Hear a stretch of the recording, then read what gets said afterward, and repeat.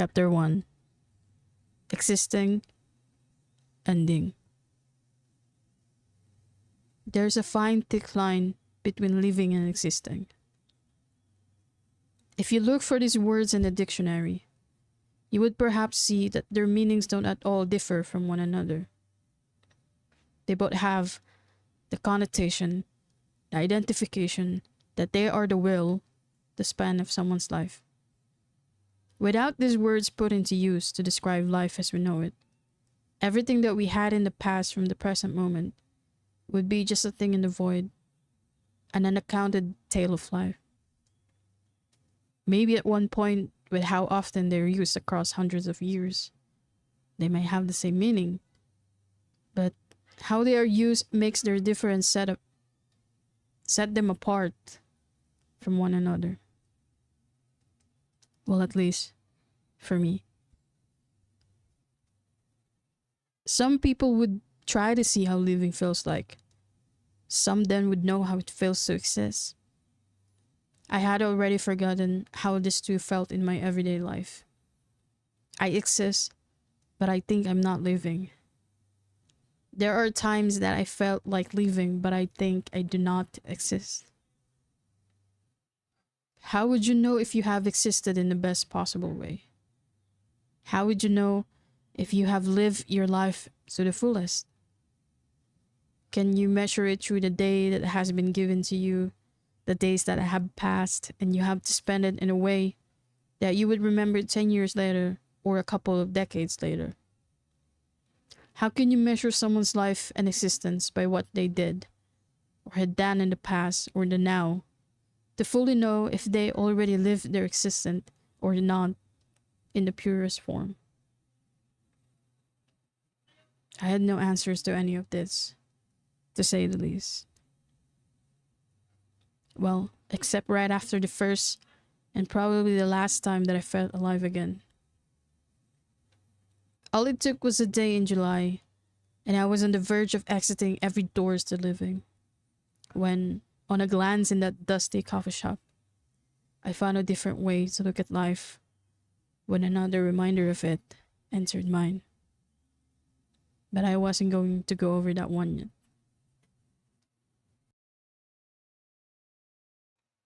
Probably I'll start with how I got this smug look all over me, my lips forming a thin line, when the familiar face of my brother walked out of his office after talking to someone, talking about me.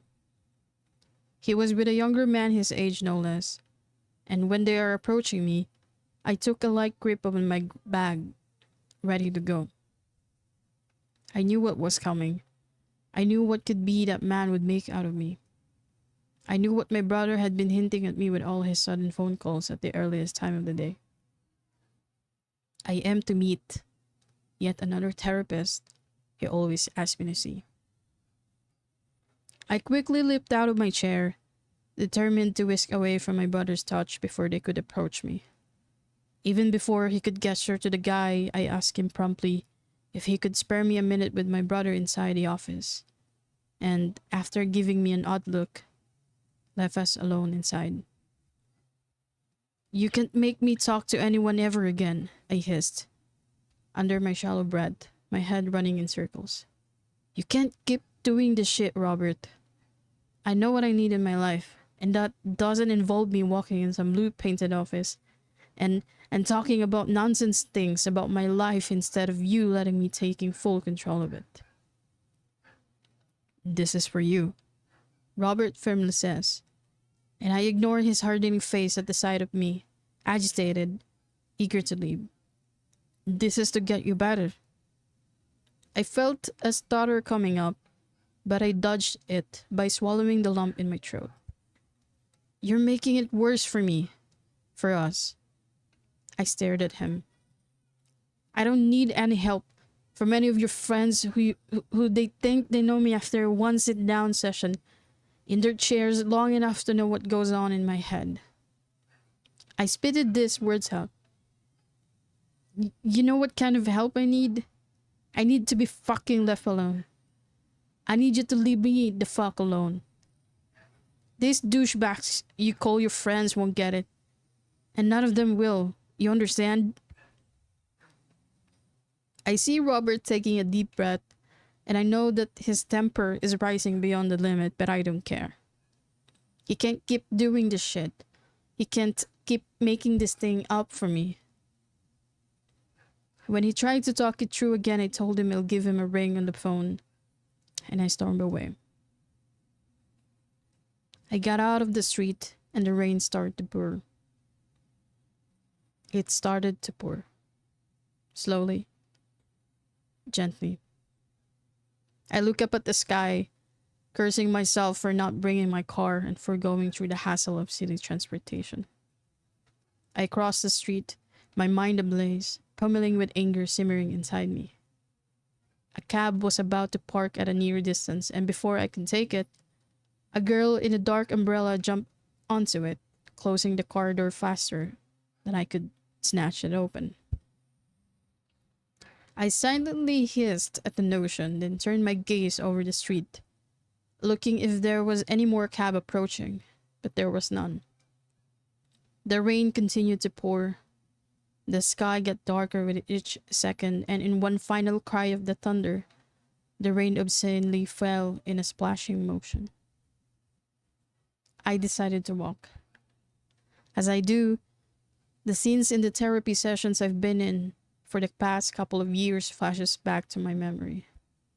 I remember the times when I open my eyes and hear either my mom or brother asking me if I'm okay. I remember the look the doctor gave me soon after I realized I'd woken up, to be followed by me swearing, hating myself for failing at killing myself completely. Then I will fall back to my back, wasted, disappointed, angry at the thought that I have another day to survive living. I remember the sympathetic look the nurses gave me after I calmed down, avoiding the doctor's touch. I remember how some of them whispered something inaudible, leaving me feeling worse. The voices came back to my reverie as I passed another street. The rain is walking with me, through me, after me. I remember the last time I saw my mother's face, and would I ever forget the look in her eyes telling me I would be okay. I remember the day she was buried. It was also raining, and I was left alone in our home garden where she used to spend most of her mornings, tendering the lilies she planted herself. I remembered watching my shoes clog up with the rain, and realizing she'd be no longer around to tell me to get out of this soaked socks. A reminder that I have to live with the truth that a brother is all I have to live with. I love my brother, and even saying this makes me feel completely strange.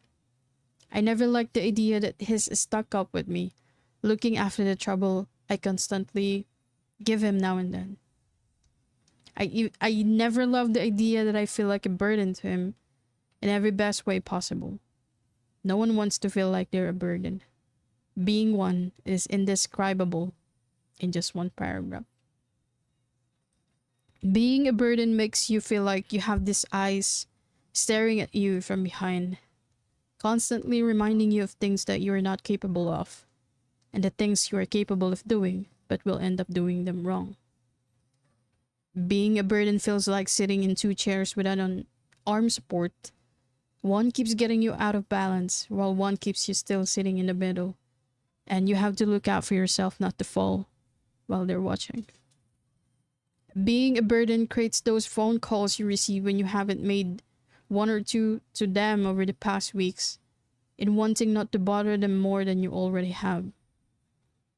Being a burden makes you feel like there's a rock inside you, and it gets heavier every time. Being a burden makes you look out to the world in a one-sided way. You're the only one who benefits from the laugh, the lightness, the easiness of life. Being a burden enables you to suck up on someone's bliss, on someone's freedom. You take away the smile the people are about to let out once you make a stupid suggestion, and makes them question why did they even caught up with you in the first place. You take away people's time they were about to spend someplace with someone that reminds them that life is still great. You take away someone's chance at being happy by choosing a life taking care of you choosing you and make themselves believe this is happiness, putting yours first at the cost of their own. You take away someone's will to do right by themselves. Instead, they do right by you when you should be doing when you should be the one doing it for yourself. This is how being a burden feels like, and this has started when I first tried to end my own life. Robert were on the receiving end of my eagerness to die and not exist any longer, and him setting up all the therapies time and time again is a reflection of his vision to get me better. My brother was a firm believer that I get over this suicidal thoughts, that it's not going to be like this forever, that I will be better.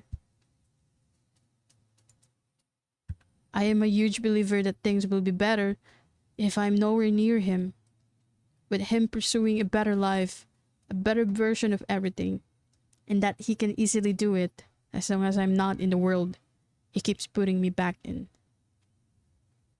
Apparently, the world he thought we both belonged to is a big place people tell you can explore to feel infinite, but not big enough to make you feel any less smaller. I thought of all of this as I finally reached my apartment. I grabbed the door open, went inside, and found my way in front of my computer. I didn't even bother to turn on a light. Even if the light is on, everything feels dark.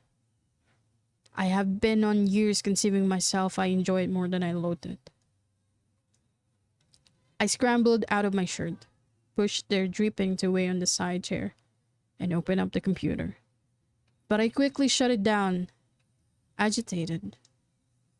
I touched a hand to my hair, surprisingly light although it has been drowning in rainwater for the last 30 minutes. I inhaled a deep breath, pursed my lips, pursed it so hard, trying to see if I can make one moment from today better here by coming home. I remember the scene from The Office, the look that the therapist gave me, and I swear I could draw him right now and stab his heart with a pen so sharp the paper could tear off and the pen would break. I didn't hate him or my brother. That's the thing. It was me that I hate. I looked out of the closed window and see that the rain is still pouring in a monotonous somber. I stare back at my desk, past the familiar keyboard and mouse I've become best friends with for over the last 2 years. I look around the room, past the ceiling. I didn't bother to paint with something duller other than white. I stare at the little bed by my right. I notice the little reflection my face made when I glance back on the computer screen.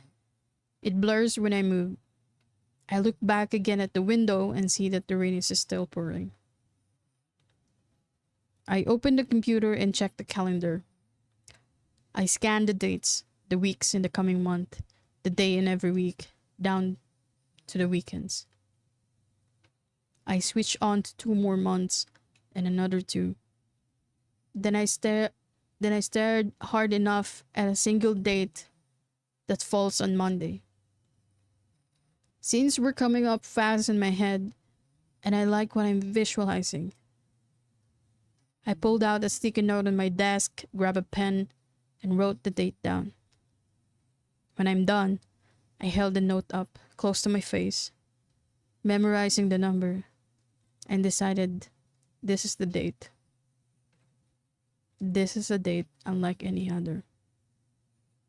I went online, searched for something, and I've gotten incognito, read something, click on something.